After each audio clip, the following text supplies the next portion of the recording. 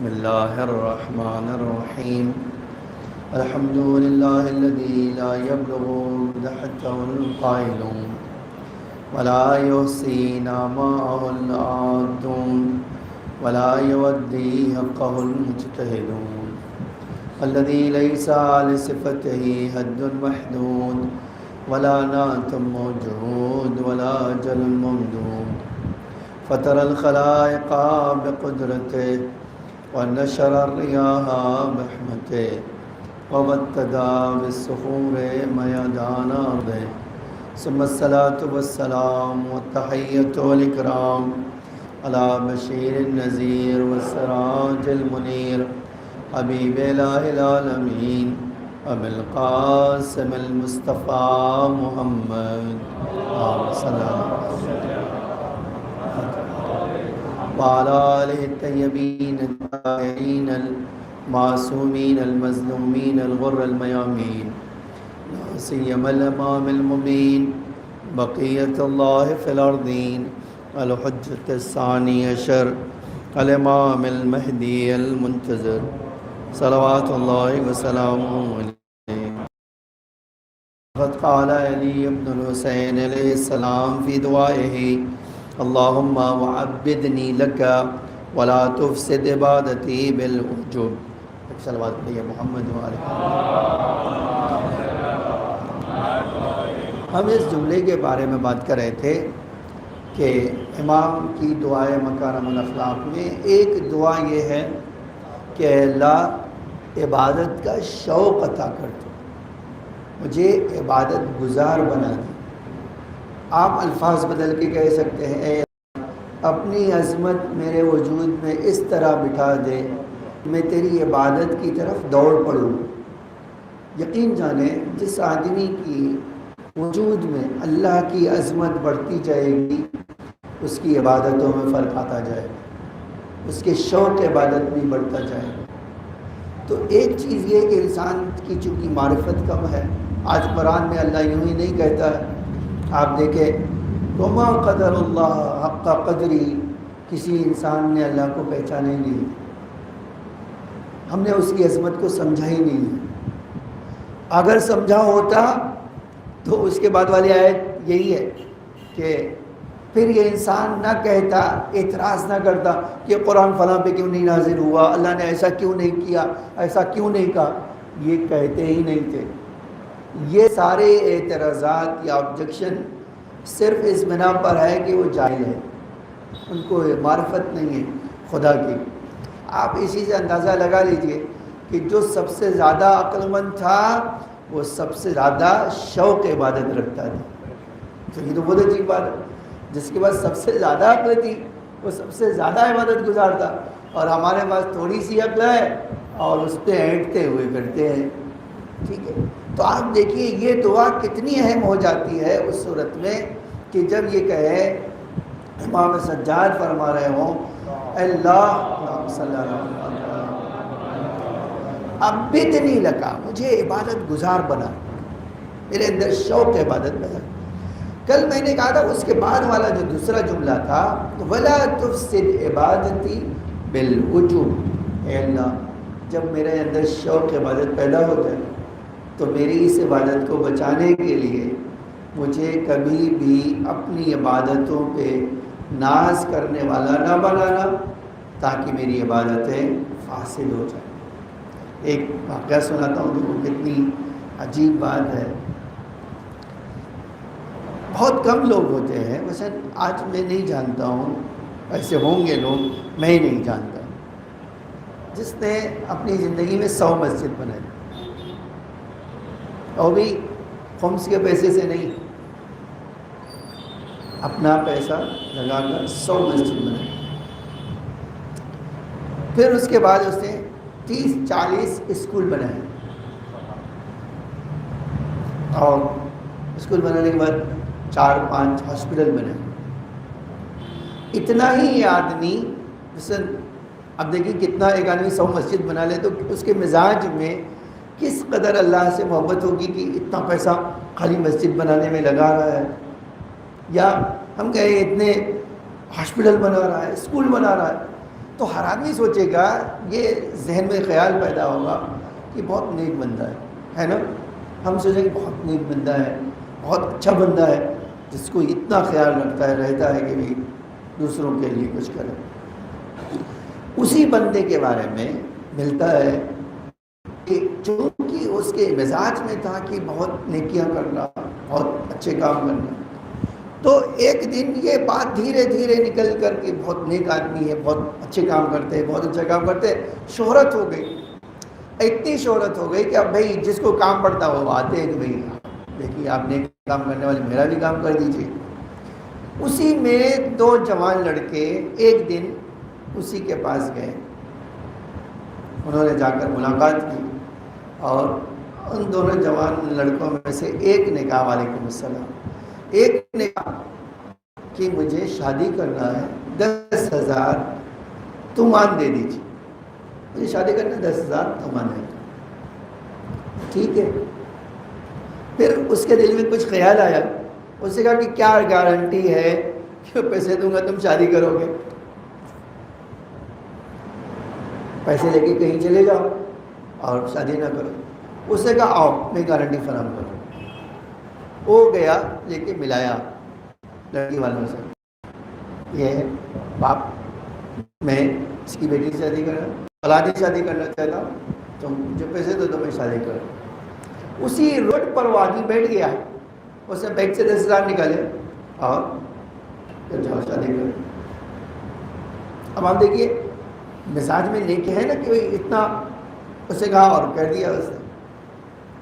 وہی آدمی جب مر گیا تو ایک عالم سے آ کے اس نے ایک عجب بات کہی. اسے ہم بتایا ہے فلاں میری ایک مسجد بنانا کام نہیں ہے، میرا ایک امام باڑہ یہ مدرسہ بنانا کام نہیں ہے، میرے ایک ہاسپٹل بنانا کام نہیں ہے. تو کیا کہہ رہے ہو؟ اتنی ساری مسجدیں بنائی، اتنے سارے، اور تم کہہ رہے ہو کوئی کام نہیں. کام پوچھا کیسا کیوں؟ تم سے فرشتوں نے کیا کہا؟ انہوں نے فرشتوں نے کہا کہ ہاں میں نے پوچھا کہ کیوں ایسا کہہ رہے ہو تم کہ قبول نہیں؟ تو فرشتوں نے وہ میری ڈائری نکال کر مجھے دکھا دی.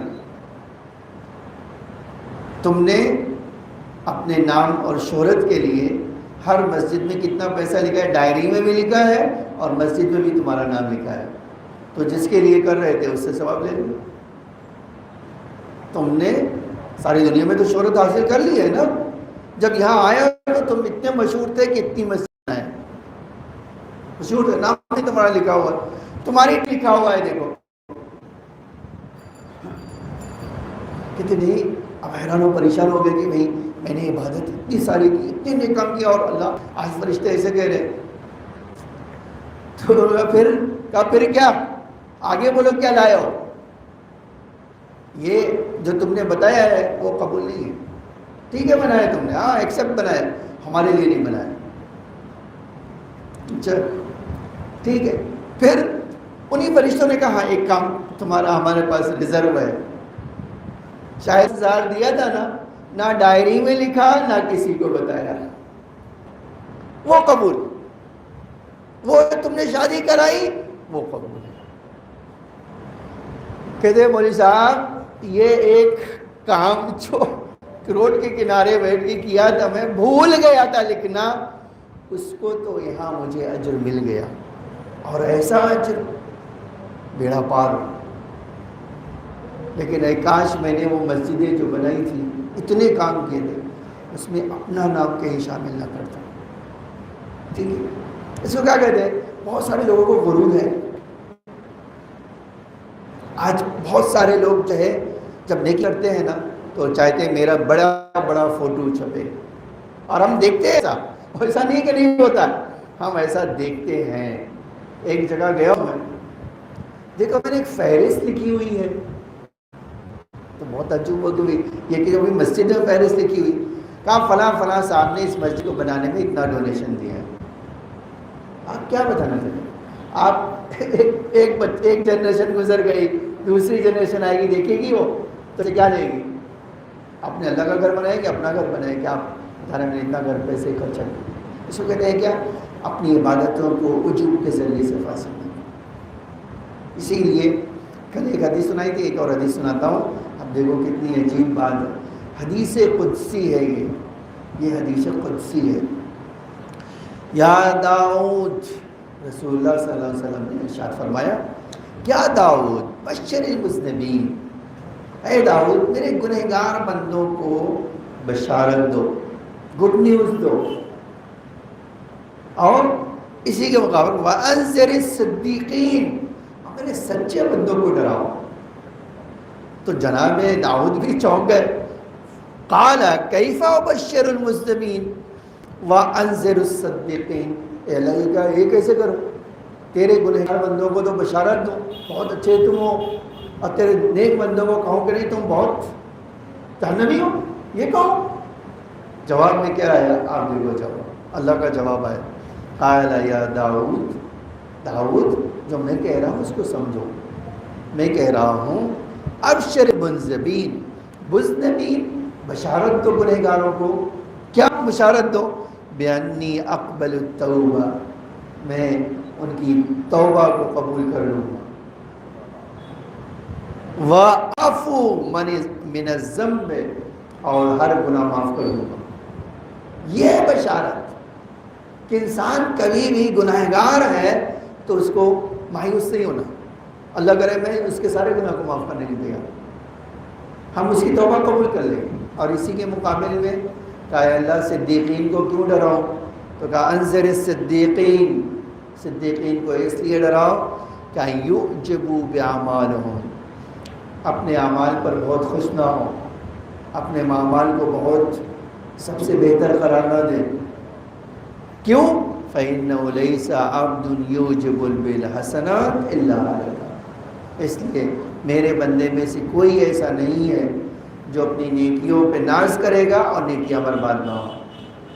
یہ ڈرا دو. یہ صدیقین کے لیے، ہر آدمی کے لیے ڈرنے کی بات ہے. میں کبھی بھی اپنی بات کو، اسی لیے آگے کا جملہ جو ہے میں نہیں کہنا چاہتا ہوں کہ آپ دیکھ لیں، کوئی بھی انسان ماہ مبارک جو ہے اسی لیے کہا گیا کہ آپ چیک کریں میرے دل میں کیا ہے. یہ آج مثال تو میں روزے ہوں اور کوئی روزے سے نہیں ہے، اس کے سامنے جا کر بار بار اپنی زبان ہونٹوں پہ پھرا رہا ہوں. کیوں؟ تاکہ وہ سامنے سے پوچھے آپ روزے سے ہیں کیا، آپ کیا کرنا چاہتے ہو. اور ایسا نہیں ہے، یہ نہیں سوچیے کہ یہ کوئی فرضی بات، یہ ایک ریالٹی ہے. ٹھیک ہے؟ کیوں؟ آپ کی تعریف ہو. ٹھیک ہے. اب کبھی کبھی کوئی چیز ایسی ہوتی ہے جو انسان کا مثلا ابھی اسکول چل رہا ہے، بچے تو بہت ابھی نادان ہیں، بچے بہت نادان ہیں ابھی تو اب ایک بچی روزہ رکھ کے اسکول میں چلی گئی. نہیں یہ نہیں کہنا چاہتا کہ وہ کیسے اس کے اندر مثلا یہ چیز پیدا نہیں ہونا چاہیے. جب اسکول میں گئے تو اسکول میں کچھ کھانے کو لا کے دیا گیا، اس نے کہا نہیں میں تو نہیں کھاؤں گی. تو ٹیچر نے مجھے کیوں نہیں کھاؤ گی؟ اس نے کہا میں روزہ سے ہوں. تو ٹیچر نے اپریشیٹ کیا، اس نے کہا اس بچی کے لیے سب تالیاں بجاؤ. پورے کلاس نے تالیاں بجا دی. وہ بچی اپنے گھر میں آ کے کہی ڈیڈی آپ کو پتہ ہے آج میرے لیے روزہ رکھنے کی بنا پر تالیاں بجائیں لوگوں نے. یہ خوشی ہوئی یا نہیں ہوئی؟ اس کو یہ نہیں کہنا چاہتا ہوں اس میں دکھاوا ہے. یہ بچی شاید نادان ہے، اس میں یہ شعور نہیں ہے. ابھی 10 سال کی بچی اگر روزہ رکھ رہے تو اپریشیٹ کرنا چاہیے، نو ڈاؤٹ. کیوں؟ تاکہ اس کے اندر اور خواہش پیدا ہو روزہ رکھنے کی.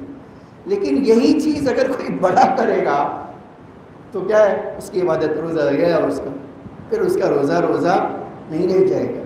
اسی لیے ضروری ہے کہ ہم اپنے اندر اس بات کو ضرور چیک کرنا چاہیے. کوئی ایک فیلڈ کے لیے نہیں ہے، ہر فیلڈ کے لیے پہلے، ہر فیلڈ میں. آپ ایک ٹیچر ہے، آپ ایک لیکچر دینے گئے، ایک کلاس پڑھانے کے لیے گئے، بچوں نے کہا واہ سر آپ نے بہت اچھے سے پڑھایا ہے، بس میرے جیسا کوئی ٹیچر ہی نہیں ہے. آپ جیسے ہی آپ کہیں گے یہ ٹیچر تو یہ ثواب ختم ہو جائے. ٹھیک ہے؟ یہ ہر میدان میں پائے جاتے، ہر میدان میں پائے جاتے. یہ عجب خالی آپ خالی کپڑے، آپ کے کپڑے پہنے ہوئے، میں کپڑے پہنے ہوئے. اب آپ کچھ لوگوں کو دیکھیے وہ کپڑے ہی اپنے دیکھے جا رہے ہیں. کس لیے؟ دوسروں کے سامنے اپنے کپڑے دیکھ رہے. کس لیے؟ وہ سامنے والا کہہ دے کہ آپ بہت اچھے کپڑے پہنے. بس یہ خواہش ہے کہ کہہ دے واہ واہ واہ کیا ڈیسنٹ لگ رہے ہیں آپ، یہ کیا ہوگے، یہ اس کے. تو انسان کے لیے عجب کے بڑے مراحل ہیں. انسان کو ہمیشہ اسی لیے کہا کہ کبھی بھی یہ قرآن کے آیت بار بار پڑھا کریں. یہ قرآن میں ایک جگہ نہیں ہے، کئی جگہ آیا. یا ایھا الناس انتم الفقراء الی اللہ واللہ هو الغنی الحمید.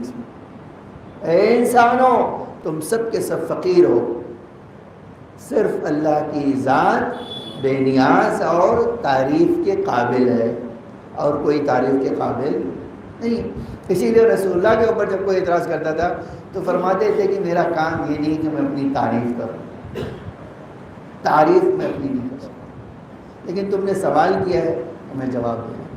امیر المومنین کی زندگی میں دیکھیے جب کسی نے کہا مولا کیا کہنے آپ کے خطبے کے، آپ کی فرمایا کہ تعریف کرنا میری خصوصیت نہیں ہے، میں اپنی تعریف نہیں کر سکتا.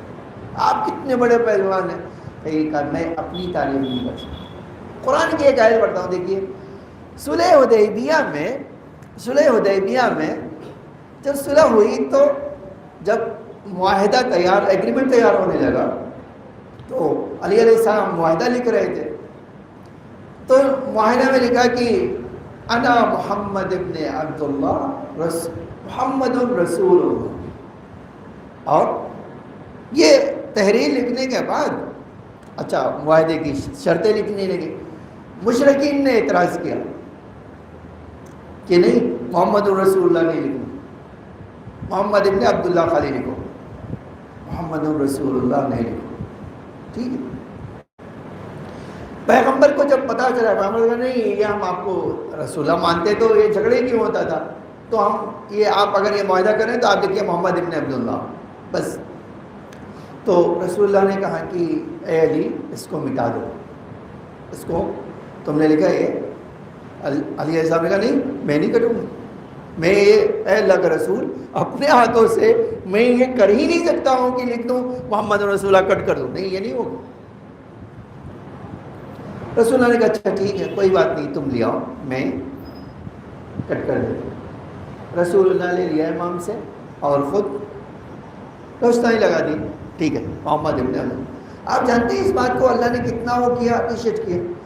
قرآن میں اس پورے واقعے کو ذکر کیا اور وہاں یہی کہے کہ محمد الرسول اللہ. آپ کبھی سوچئے یہ جو محمد الرسول اللہ کہا، میں واقعی سوچتا ہوں کہ ایک کفار کتنے احمق تھے کہ انہوں نے ایک کاپی کے اوپر ایک پیپر پہ تو انہوں نے کہا کہ محمد رسول اللہ نہ لکھو. اللہ نے قرآن میں لکھ دیا آج ملینز ہر سیکنڈ میں محمد رسول اللہ کہتے ہیں. یہ ہے کیا اللہ کا کام. آپ اپنی طرف سے یہ کام نہ کرو، اللہ خود بخود آپ کا کام کیا کرے گا، ساری دنیا کو بتا دے گا. یہ عجیب چیز ہے یار. اسی لیے جناب موسیٰ سے اللہ تعالیٰ نے فرمایا موسیٰ کچھ باتیں یاد رکھو. پوچھا کیا؟ اے اللہ. کہا موسیٰ جو کرو اس کو زمین میں دفن کرو. کہا اللہ یہ کیا بات ہے کہ میں کوئی چیز کروں زمین میں دفن. کہا میں کہہ رہا ہوں جو کرو زمین میں دفن کرو. تو کہا کہ اللہ زمین میں دفن کرنے کا مقصد فلسفہ کیا ہے اس کے پیچھے؟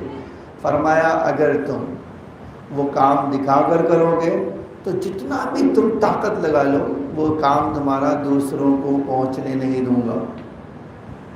اور اسی کے برخلاف اگر کرو گے تم زمین میں دفن کر دو گے میں ہر انسان کو بتا دوں گا تم نے یہ کام کیا ہے.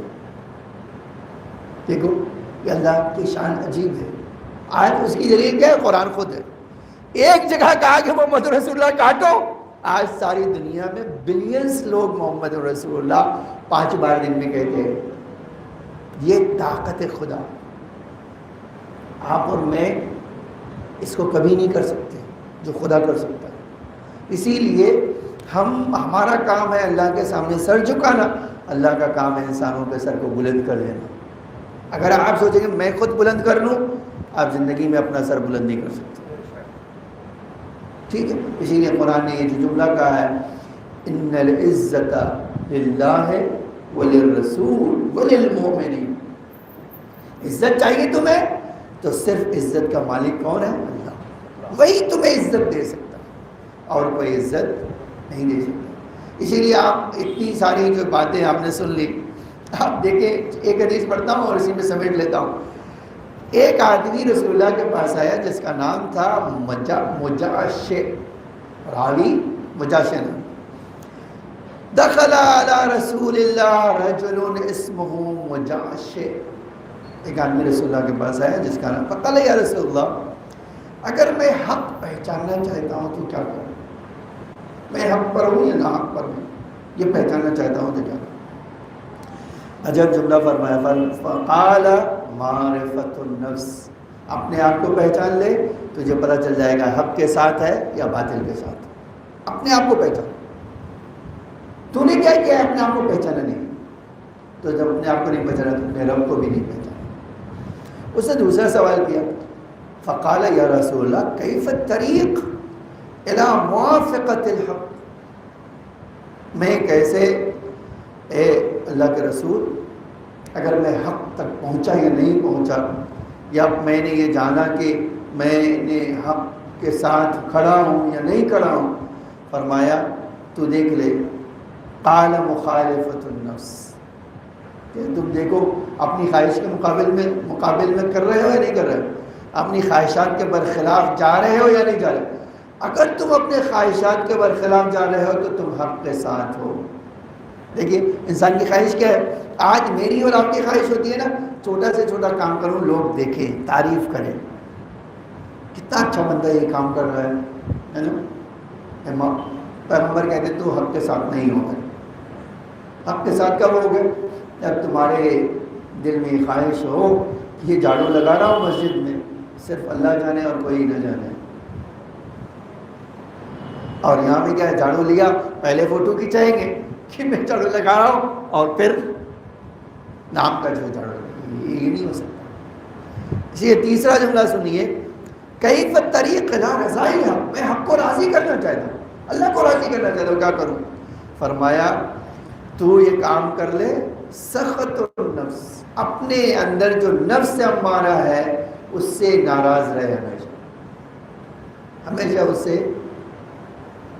سختی کرو، غصہ دکھاؤ اسے. آپ جانتے ہیں، ایک جگہ میں نے امام خمینی کے بارے میں پڑھا، کسی نے کہا کہ اگر آپ کوئی چیز کی خواہش ہے، کہا بہت بار ایسا ہو چکا ہے. مجھے کیا چیز کی خواہش تھی؟ تو کہا کہ میرے اندر واٹر ملن جو ہے، تربوز کھانے کی خواہش پیدا ہو رہی. تو اب انہوں نے کہہ دیا تو ان کے لیے تو بہت، اب پورا ایرانی ہی ڈھونڈنے کے لاتے تھے، وہ کہیں سے کہیں دنیا سے لے آتے تھے، تربوز لا دیا تھے. تو آقا نے کہا کہ کام کرو، اس میں مرچی ڈال دو، بہت تگڑی مرچی ڈال دینا اس میں. تو کہا تربوز کا ہو گیا، اگر اتنی مرچی ڈال دیں گے تو آپ کہاں پاؤ گے؟ کہا میں جو کہہ رہا ہوں تم کرو. وہ ڈال دیا مرچی. ایرانی تو ویسے ہی مرچی نہیں کھاتے، اور ادھر مرچی پڑی اور انہوں نے ایک کھایا. تب تو بس آپ دیکھ لیجیے آج کسی کو زیادہ مرچی کھا لے تو کیا حال ہوتا ہے، کھڑے ہو گئے. اب پہلی بات، اور اپنے نفس سے کہا اور تربوز کھانا ہو تو حاضر ہے، کھا لو. دیکھو انسان کو اپنے نفس کو سبق سکھانے کے لیے کیا کہہ رہے ہیں. تو یہ جملہ جو رسول اللہ سے پوچھا اس نے کہ اے اللہ کے رسول میں اللہ کو راضی کرنا چاہتا ہوں، کہ اپنے نفس کو ناراض کرو.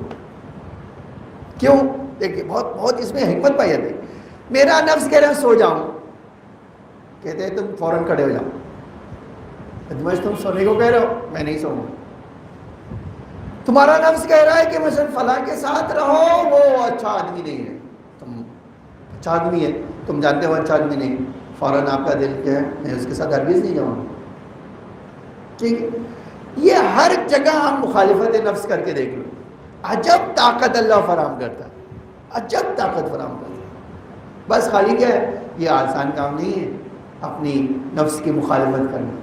لیکن اگر انسان عادت کر لے، جیسے لوگوں نے عادت کر لی. میں نے کہا کہ ایک جگہ میں نے ایک عارف کو دیکھا, شیخ طوسی یا شیخ بائی نے لکھا ہے, ان کے زمانے میں اسی طرح ایک عابد, بہت بڑے عابد تھے اور عارف بھی تھے, روڈ پہ دیکھا مچھلی بک رہی تھی, تو مچھلی دوست ہو رہی ہے, تو دل کہا کھا لوں.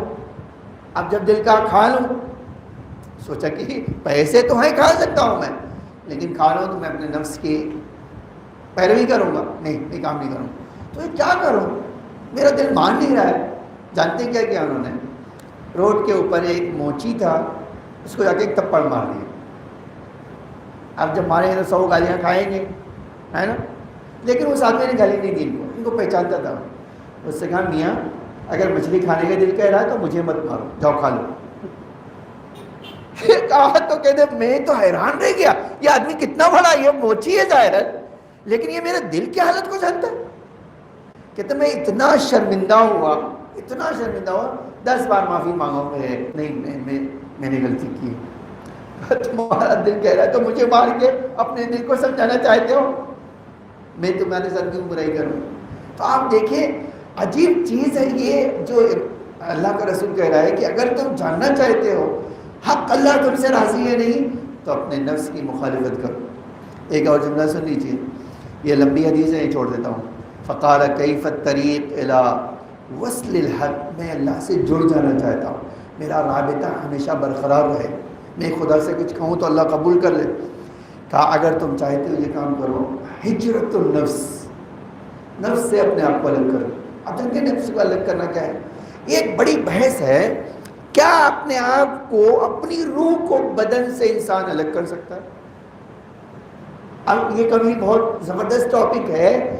کیا میں ایک معمولی انسان اپنے روح کو اپنی زندگی میں بدن سے الگ کر سکتا؟ ہاں, یس, اس کا جواب ہاں ہے.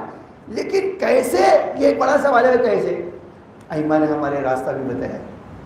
لیکن آپ ایک واقعہ نقل کرتا ہوں, اور اب یہ بات حدیث چھوڑ دیتا ہوں, انشاءاللہ کبھی اور وہ حدیث سناؤں گا. ہمارے مولا کے بارے میں ملتا ہے, علی علیہ السلام کے بارے میں.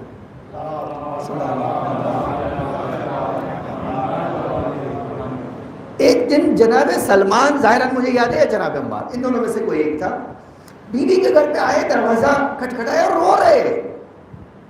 تو بیوی نے پوچھا کہ عمار کیا ہوا, یا سلمان. میں نے کہا میرے ذہن میں دونوں میں سے کوئی ایک تھا, کیا ہوا عمار؟ میں کہا بیوی بہت بری خبر لائے ہو. عمار کہو تو صحیح, رو رو کے کہو گے تھوڑی بات میں سمجھ پاؤں, کہو کیا کہنا چاہتے ہو. کہا بیوی مولا مر گئے. تو بیوی کو تو علم ہے, پوچھا کہ کیسے تم نے دیکھا کہ مر گئے؟ تم نے دیکھا؟ کہاں دیکھا؟ کہا میں فلاں جگہ باغ میں تھا اور امام وہاں لیٹے ہوئے, میں نے جا کر دیکھا, پلایا, روح نہیں ہے, میں نے چیک کیا, سانسیں بھی نہیں آ رہی, مولا مر گئے. اب بیوی کو تو بیوی نے فرمایا نہیں, تم جاؤ, میں جانتی ہوں کیا کر رہے ہیں, کیا ہو رہا ہے. پوچھا کیا ہو رہا ہے؟ کہ انہوں نے اپنے بدن سے روح کو الگ کر لیا ہے. جاؤ, گھنٹے 2 گھنٹے کے بعد وہ واپس اپنی روح لے آئیں گے, وہ کھڑے ہو جائیں گے, تم جاؤ, مجھے پتہ ہے. سلمان کہتے ہیں میں حیران رہ گیا کہ بیوی ایسا کیسے کہہ رہی ہے. کہا پھر سے باغ میں گیا, میں جا کے بیٹھ گیا. تھوڑی دیر کے بعد دیکھا امام آرام سے اٹھ کے بیٹھ گئے. تو سلمان کو بہت تعجب ہوا کہ بیوی جو کہہ رہی تھی, یعنی ان کو بھی یہ پتہ ہے ایسا ہو سکتا ہے. تو پوچھا مولا کیا کر رہے؟ تو فرمایا سلمان میں نے اپنی روح بدن سے نکال کر کہیں اور سیر کر رہا تھا, وہ سیر کر کے آیا ہوں. یہ چیز آپ کے لیے ممکن ہے, میرے لیے ممکن ہے, لیکن کیسے, یہ ایک سوال ہے. میں نے کہا کہ یہ اتنی آسانی سے اب کوئی کرنا چاہتا ہے تو ائمہ نے ہمارے راستہ سجیسٹ کیا ہے. اسی لیے ایک حدیث پڑھ دیتا ہوں اور بات سمجھ لیتا ہوں. پیغمبر نے فرمایا مرنے سے پہلے مر جاؤ. تو آپ کبھی سوچیں کہ بھئی یہ کیا ہے, موتو قبل ان تموتو, رسول اللہ نے فرمایا اے لوگو مرنے سے پہلے ہی مر جانا. تو کسی نے پوچھا اللہ کا رسول ایسا کیسے ہو سکتا ہے مرنے سے پہلے؟ فرمایا ہاں ایسا ہو سکتا ہے کہ تم اپنے نفس کو چھوڑ دو, اپنی روح کو بدن سے الگ کرو. جب تم کر لو گے تو کیا ہوگا, تم اس دنیا کی سیر کر سکو گے جو ان آنکھوں میں دم نہیں دیکھ لیں. یہ صرف روح کر سکتی ہے. میں نے کہا کہ ابھی انشاءاللہ اس موضوع پہ بات ہوگی کہ کیسے یہ کام ہو سکتا ہے، اور اگر کرنا ہے، میں نہیں چاہتا ہوں کہ آپ کریں، لیکن میں کہہ دیتا ہوں کہ اگر کرنا ہے تو اس کے لیے اماموں نے ہمارے راستہ بتایا ہے۔ بس عزیزان گرامی، یہ بات اسی جگہ پر ختم کرتا ہوں۔ آپ کبھی اندازہ کیجئے، نفس کو چھوڑنا آسان کام نہیں ہے۔ کوئی انسان نفس امارہ کو الگ کر دے، یہ آسان کام نہیں ہے۔ کیوں؟ اس لیے شیطان نے خود، آپ پڑھ لیجئے، شیطان نے کہا ہے کہ اے اللہ، میں بیٹھوں گا کہاں؟ لَأَقْعُدَنَّ صِرَاطَكَ الْمُسْتَقِيمَ، تیری ذاتی قسم میں تیرے راستے پہ بیٹھوں گا، اور کیا کروں گا؟ کسی بھی انسان کو عبادت نہیں کرنے دوں گا، اس کی عبادت کرے گا تو فاسد کر دوں گا، ٹھیک ہے؟ اسی لیے رسول اللہ سے کسی نے پوچھا تھا کہ اللہ کا رسول، کیا شیطان آپ کے لیے بھی ہے؟ فرمایا ہاں، میرے لیے بھی شیطان ہے۔ کہتے آپ شیطان کے ساتھ کیا کرتے ہیں؟ فرمایا میں نے شیطان کو سیدھا کر لیا ہے اور میرے ساتھ میں عبادت کرے گا۔ تو آپ اس طرح کے طاقتور ہو کہ شیطان بھی آپ کے قابو میں آ جائے تو ہو سکتا ہے، ورنہ ایسے آسانی سے ہو، ورنہ یہ شیطان انبیاء کو بہکانے کے لیے بھی گیا ہے، یہ نہیں خالی ہمیں اور انبیاء کو بہکانے کے لیے۔ تو جو انبیاء کو بہکانے کے لیے سوچ لے، آپ سوچ سکتے ہو اس کی طاقت کیسی ہوگی، لیکن اللہ کہتا ہے کہ اگر میرا بندہ ہے، مخلص ہے، مخلص ہے، اپنے آپ کو خلاص کر لیا اس نے میری ذات میں، بس وہ پاک ہے، پار ہے۔ اور یہ آپ دیکھ لیں، پاک ہونے کے لیے ایک مثال لیتا ہوں، اسی پہ بات ختم کرتا ہوں۔ جناب حور کو کیا چیز تھی جس نے وہاں چھوڑ کر جان دینے پر آمادہ کر دیا؟ دیکھو، پاور چاہیے تھا، ہے، پیسہ چاہیے تھا تو کمانڈر ہے، 1000 فوجی ان کے انڈر میں کام کرتے ہیں، یزید کے ساتھ 30,000 کا لشکر ہے، کھانے پینے کی چیزیں تو ان کے پاس موجود ہیں، ہے نا، خیمے بہترین ان کے پاس ہیں۔ تو کیا ہو گیا کہ وہ جو ہے سب چھوڑ کر امام کی طرف آ، ایک ہی جملہ آپ کو کہنا ہے نا، اللہ کی رضا، اللہ کو راضی کرنا تھا، اپنے نفس کو بھولا کہ میں کیا چیز ہوں، میری حیثیت کیا ہے۔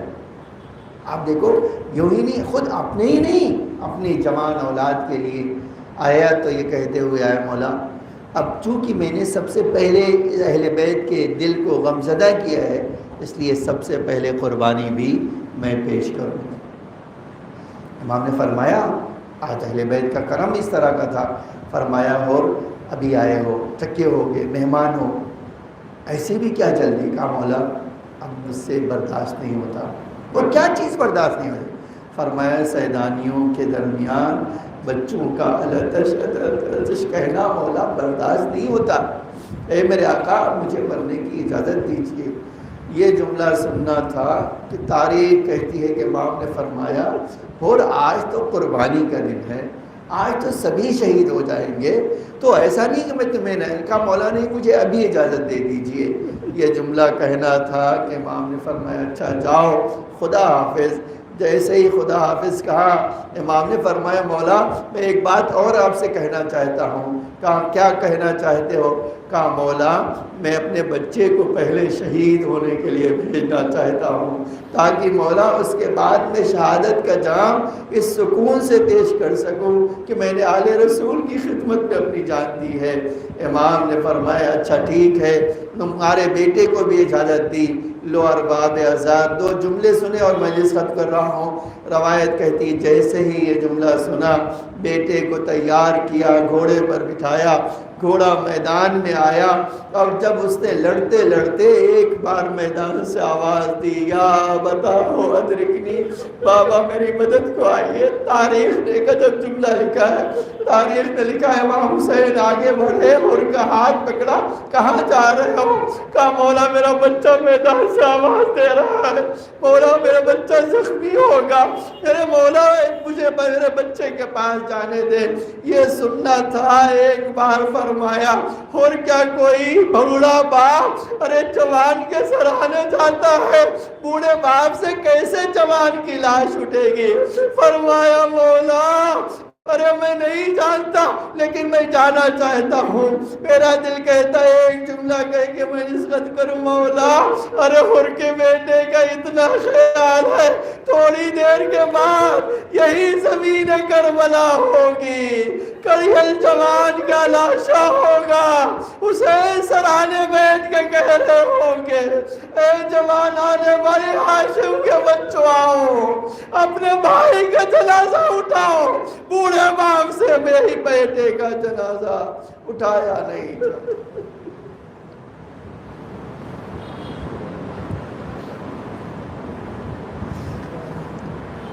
لعنت اللہ علی القوم الظالمین. سيعلم الذين ظلموا أيهم منقلب ينقلبون. الہی بحق زہرا و ابیہا و بعلہا و منیہا وسر المستودع فیہا بعدد ما حکم علمک. اے اللہ ہمارے اس مختصر سے ذکر کو قبول فرما. اے اللہ ہمارے روزے, ہماری دعا, ہماری مناجات, ہمارا استغفار, ہماری تلاوت قرآن کو قبول فرما. اے اللہ ہماری تقصیر سے درگزر فرما. ہمارے مولا ہمارے آقا کے ظہور میں تعجیل فرما. زمین کو آقا کے ظہور کے لیے آمادہ فرما. ہم سب کو آقا کے حقیقی علموں میں شمار فرما.